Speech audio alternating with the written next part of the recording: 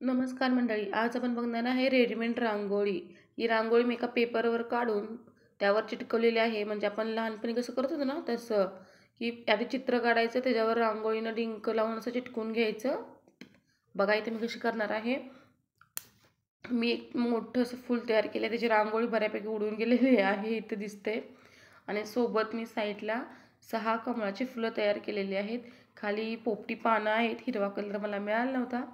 आणि वरती गुलाबी असं कमळ आहे. बघा किती छान असं कोरलंय. एकच साचा ठेवला मी आणि छान अशी रांगोळी चिटकवून घेतलेली आहे. यामध्ये तुम्ही चमकीचा वापरही करू शकता. थोडीशी दिसायला खूप छान दिसते. मी लहानपणीच हे असं काय ते करत होते. बट आता ते रेडीमेड रांगोळी म्हणून आता नवीन एक कन्सेप्ट आली ना, त्याच्या थ्रू मी केलेलं आहे. आणि अधूनमधून अशी पांढरी फुलं, लाल फुलं ठेवायची किंवा खूप छान अशी दिसत आहे. जास्त गिचबट दिसते म्हणून मी काय केलं, लाल फुलं काढलेले आहेत. पण पांढरे फुलाच्या ऐवजी मी ते लाल फुलं ठेवायला पाहिजे होते असं मला वाटतं आहे. पण असू दे, छान दिसते. हे पण छोटीशी रांगोळी, आपली झटपट रांगोळी तयार होते किती एका मिनटामध्ये. चला तर मग आता आपण बघूया कॉपर पॉट. हा एक भांडं सगळ्यांच्या घरात असतं पितळेचं. मग ह्याचा वापर करायचा कधी? सणावाराला तर आपण नेहमीच करतो ना, पण ठेवून ठेवून पण हे खराब होतं ना. मग म्हणून मी काय करते, रोज ह्याच्यामध्ये डेकोरेशन काही ना काहीतरी करत असते. मी काय केले, इथं फुलं घेतलेली आहेत झेंडूची आणि शेवंती आहे ती गुलाबी कलरची आहे. छान असं मध्ये झेंडूचं फूल ठेवून कडेने गुलाबी अशी 5 ते 6 फुलं शेवंतीची बसवून, त्यानंतर मी आता काय केलेलं आहे, झेंडूची पिवळी फुलं आहेत ना तीच ठेवलेली आहेत. आणि कमी पडताना मी काय केलं, जरा केसरी कलरची फुलंही वापरली आणि किती छान दिसते बघा हे डेकोरेशन. ही आहेत फुलांची रांगोळी. किती छान दिसते ना, असं झटपट फुलाची रांगोळी तयार होते ना काढून. मध्ये एक फूल ठेवायचं, पांढरी फुल थोडीफार आणि लाल फुलं. बास, एवढी छोटीशी रांगोळी बास होते. आता आपण बघूया कॉपर पॉट. मी लिंबू का टाकला, कारण लिंबू हा निगेटिव्हिटी शोषून घेतो घरातली, म्हणून मी नेहमी या भांड्यामध्ये लिंबू टाकून त्यावर फुलांची सजावट करते. म्हणजे दिसणाऱ्यांना फक्त फुलं दिसतात, लिंबू दिसत नाहीत. घरात माणूस आला, एंटरिंग केलं की एंट्रिंगला ते छान असं दिसतं ना बघा. म्हणजे आपली निगेटिव्हिटी सगळी निघून जाते त्या लिंबूच्या आत. एक मी फूल लाल ठेवलेलं आहे मस्तपैकी शेवंतीचं, आणि थोडीशी पांढरे फुलांचे एक सर्कल तयार केलेलं आहे.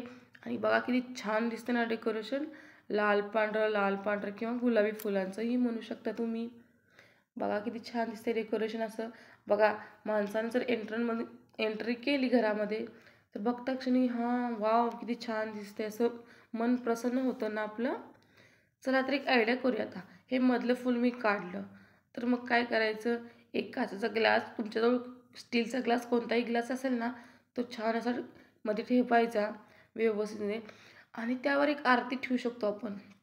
हेही डेकोरेशन खूप छान दिसतं. हे तुम्ही देवघरापाशी करा किंवा एखाद्या कार्यक्रमासाठी जर तुम्ही करत असाल, तर हे एक नंबर दिसते बघा. छान दिसते ना, अशी इतकी छान फुलं, त्यावर छान अशी आरती, किंवा तुम्ही पंतीही ठेवू शकता. दिवाळीच्या वेळेस कसं होते, आपल्याला एक गडबड खूप असते. घरात लहान मुलं असली की रांगोळी पण नीट व्यवस्थित राखता येते आणि ठेवतपर्यंत. तर त्यावेळेस काय करायचं, असं पितळेचं भांडं घ्यायचं, त्यावर अशी छान अशी रांगोळी फुलांची काढायची आणि मध्ये पंती ठेवायची. इथे दुसऱ्या टाईपची मी आता रांगोळी काढणार आहे. पितळाचं भांडं घेतलं, ते सेम कन्सेप्टच आहे. फक्त मी तर लाल फुलांचा वापर करत आहे. फक्त गुलाबी कलरची आहे तेवढी शेवंती मी गोळा केलेली आहे माझ्याजवळची, आणि ती अशी व्यवस्थित एक साईड लावून ठेवलेली आहे. बघा किती छान दिसते हे पण. असंही तुम्ही डेकोरेशन करू शकता. 2 दिवसातून एकदा जर डेकोरेशन बदललं तरी खूप छान दिसतं. फुलंही खूप छान टिकतात. आता इथे मी काय करत आहे, इथेही सेम कन्सेप्ट आहे. फक्त व्हाईट कलरची फुलं यूज करत आहे. माझं पांढऱ्या कलरची फुलं जरा कमी वाटतात, म्हणून मी काय केलं, एखाद दुसरं पिवळ्या कलरचं फुलही त्यामध्ये मी ॲड करत आहे. म्हणजे असं एकही कलरचं आपण फुलं वापरूनही डेकोरेशन करू शकतो. आणि ही रांगोळी माझी नेहमीच टेबलवर असते. माझी लहान मुलं असल्यामुळे ती पूर्ण पुसतात ना, त्यामुळं मी काय करते, असं या भांड्यामध्ये छोटीशी रांगोळी काढून ती टेबलवर ठेवते. हवा असेल तर तिथंच टेबलवर देव असल्यामुळे मी पंतीही तशीच लावते. बघा किती छान दिसतंय, पांढरी शुभ्र फुलं आणि छान असं त्यामध्ये पंती किती छान दिसते ना. म्हणजे दोन्हीही कामं होऊन जातात. एक तर रांगोळीचं पण काम होतं आणि पंतीची सजावट पण खूप छान होते. चला तर मग दुसरी कन्सेप्ट बघूया काय आहे ती. एक छान असं मी राऊंड सर्कल केलं आहे पूर्ण ते पांढऱ्या फुलांचा केला आहे आणि मध्ये थोडीशी अशी लाल फुलं यूज केलेली आहेत. हे पण डेकोरेशन खूप छान दिसते ना. बघा आता आता यावर पणती ठेवणार आहे आपण. बघा किती छान दिसते, हे पण सुंदर दिसते की नाही. हे छान असं दिसतं इतकं की बाहेरून कोणी आलं तरी सगळेजण त्याच्यावरच बघत बसतात. किती छान दिसतंय ना हे. तुम्ही असं करू शकता, तुमच्याजवळ असेल किंवा तुमच्याजवळ जर नसेल तर तुम्ही ताट असतं ना त्याचाही वापर करू शकता. अजून एका प्रकारे करता येते. मी फक्त पांढरासारखं आहे असा फुलांचा ठेवलेला होता. त्यानंतर मी काय केलं, झेंडूची पिवळ्या कलरची फुलं होती तेही घालून बघितले. चला तर याचं डेकोरेशन दिसतंय तर कसं बघावं आपण, म्हणून तेही आपण वापरून बोलले. जेवढ्या कुठल्या आयडिया येतील तेवढ्या मी वापरलेल्या आहेत आज. बघा किती छान दिसते ना हे सुद्धा डेकोरेशन खूप छान दिसते.